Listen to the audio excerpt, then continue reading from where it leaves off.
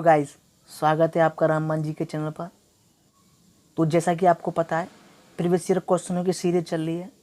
तो ये आपका इंडियन इकोनॉमी का नेक्स्ट पार्ट है। चलिए समय को बर्बाद ना करते हुए क्वेश्चनों की तरफ चलते हैं। तो दोस्तों, आपका पहला क्वेश्चन है, जब मुद्रा आपूर्ति बढ़ जाती है तो माल और सेवाओं की कीमत परिकलित नहीं होती, बढ़ती है, घटती है या कोई परिवर्तन नहीं होता है। बताइए, जब मुद्रा आपूर्ति बढ़ जाती है तो माल और सेवाओं की कीमत में क्या प्रभाव पड़ता है? तो उसकी कीमत बढ़ जाती है, यानी बी इज राइट ऑप्शन। बढ़ क्यों जाती है? क्योंकि यह मांग में वृद्धि कर देती है। नेक्स्ट क्वेश्चन है, किसान क्रेडिट कार्ड योजना किस वर्ष शुरू की गई थी?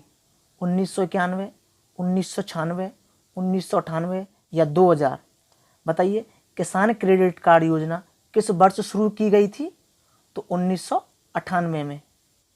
दोस्तों, कृषि तथा कृषि संबंधित गतिविधियों के लिए अल्प, मध्यम और दीर्घ अवधि ऋण समय पर उपलब्ध कराने हेतु इस योजना की शुरुआत की गई थी।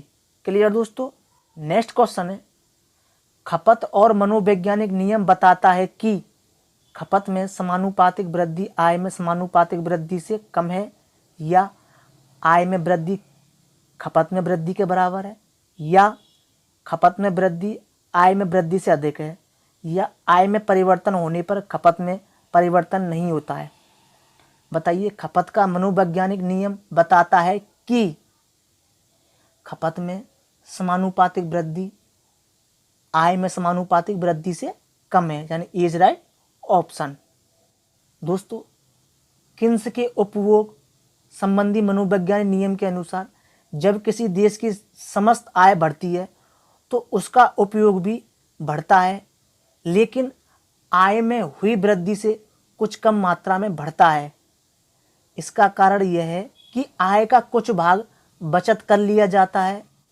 तो आपका नेक्स्ट क्वेश्चन है, अमीरों की तुलना में गरीब बचत करते हैं अपनी आय के अपेक्षाकृत बड़े हिस्से की, या अपनी आय के बराबर हिस्से की, या अपनी आय के अपेक्षाकृत छोटे हिस्से की, या अपनी सारी आय की?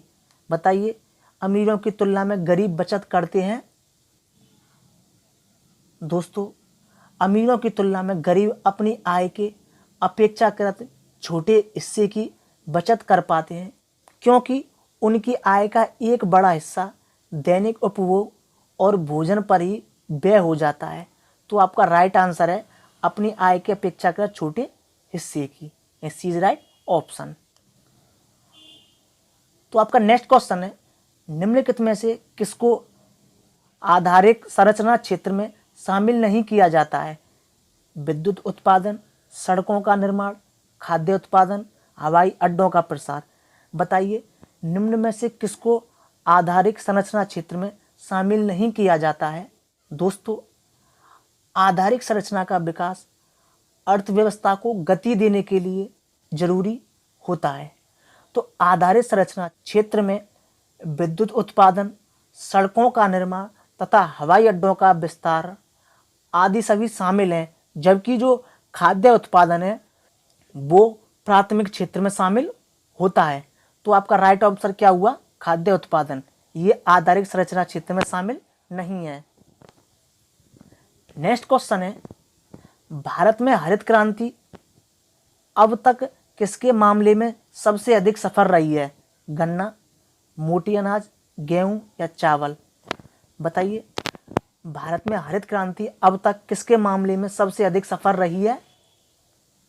दोस्तों, भारत में हरित क्रांति के दरमियान उच्च उत्पादक बीजों के परिणाम स्वरूप कुल फसल क्षेत्र में से यानी कि 7 से 22% की वृद्धि दर्ज की गई थी, जिसमें सबसे अधिक उत्पादन गेहूं का रहा था। इसके बाद चावल, बाजरा और मक्का का स्थान रहा था। तो हमारे क्वेश्चन ने पूछा है कि भारत में हरित क्रांति का अब तक किसके मामले में सबसे अधिक सफल रही थी? तो गेहूं के मामले में, सी इज राइट ऑप्शन। तो आपका नेक्स्ट क्वेश्चन है, खाद्यान्नों का न्यूनतम समर्थन मूल्य किस वर्ष शुरू किया गया था? 1964, 1974, 1954, 1944? बताइए खाद्यान्नों का न्यूनतम समर्थन मूल्य किस वर्ष शुरू किया गया था? तो 1964 में, यानी इज राइट ऑप्शन। दोस्तों खाद्यान्नों का न्यूनतम समर्थन मूल्य तृतीय, याद रखेंगे, तृतीय पंचवर्षीय योजना के दौरान यानी कि 1964 से 65 में कृषि मूल्य आयोग की स्थापना के साथ शुरू किया गया था। क्लियर? नेक्स्ट क्वेश्चन है, निम्नलिखित में से क्या भारत की विदेशी मुद्रा प्रारक्षित पूंजी का अंग नहीं है? ऑप्शन है स्वर्ण, एसडीआर, विदेशी मुद्रा परिसंपत्तियां, या बैंकों और कॉरपोरेट संस्थाओं द्वारा आधारित विदेशी मुद्रा और प्रतिभूतियां।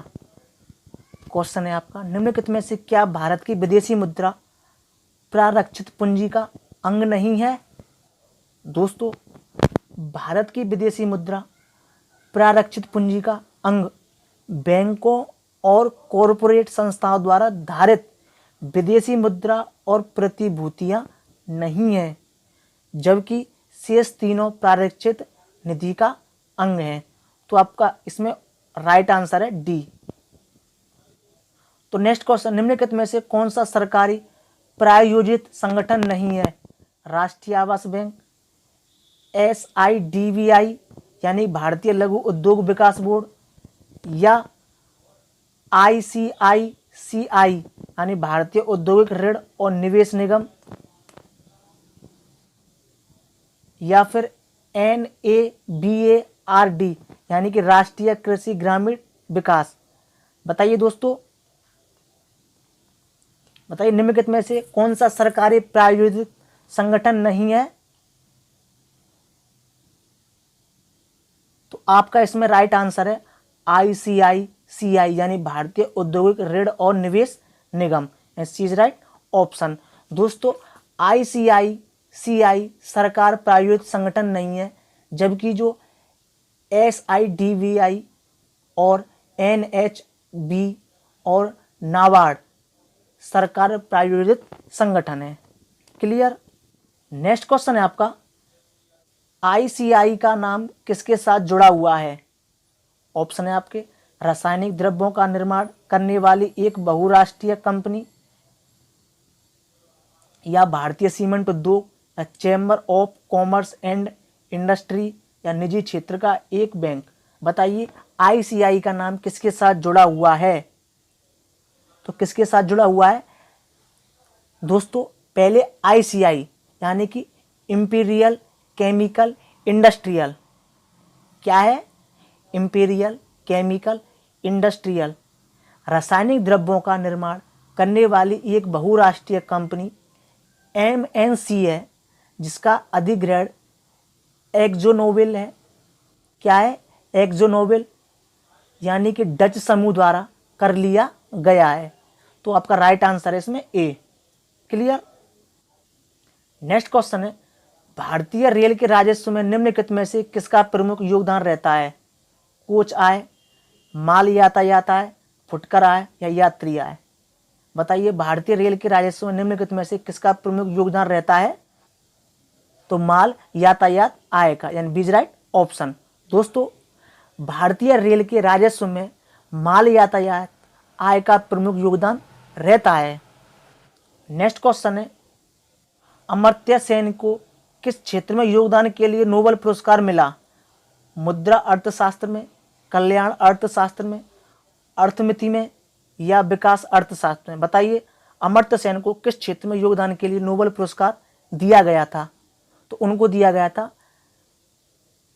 कल्याण अर्थशास्त्र क्षेत्र में। दोस्तों भारतीय अर्थशास्त्री अमर्त्य सेन को कल्याणकारी अर्थशास्त्र और सामाजिक वरीयता सिद्धांत के लिए 1998 में, यानी कि 1998 में नोबेल पुरस्कार से सम्मानित किया गया था, यानी कि आपका बीज राइट ऑप्शन। नेक्स्ट क्वेश्चन है, निम्नलिखित में से किसको राष्ट्रीय ऋण नहीं माना जाता है? जीवन बीमा पॉलिसियां, दीर्घावधि सरकारी बॉन्ड, राष्ट्रीय बचत पत्र या भविष्य निधि। बताइए किसको राष्ट्रीय ऋण नहीं माना जाता है? तो जीवन बीमा पॉलिसियां, यानी is right option. Next question है, असंगठित क्षेत्र के लिए डाटा कौन सा संगठन एकत्र करता है? NSSO, CSO, ASI या RBI। बताइए असंगठित क्षेत्र के लिए डाटा कौन सा संगठन एकत्रित करता है? तो NSSO। दोस्तों असंगठित क्षेत्र यानी कि अनऑर्गेनाइज्ड सेक्टर के लिए डाटा NSSO यानी कि नेशनल सैंपल सर्वे ऑर्गेनाइजेशन। क्या है NSSO का? नेशनल सैंपल सर्वे ऑर्गेनाइजेशन एकत्र करता है। तो दोस्तों ये थे आज के क्वेश्चन। मिलते हैं नेक्स्ट सेशन में नेक्स्ट वीडियो के साथ। तब तक के लिए धन्यवाद।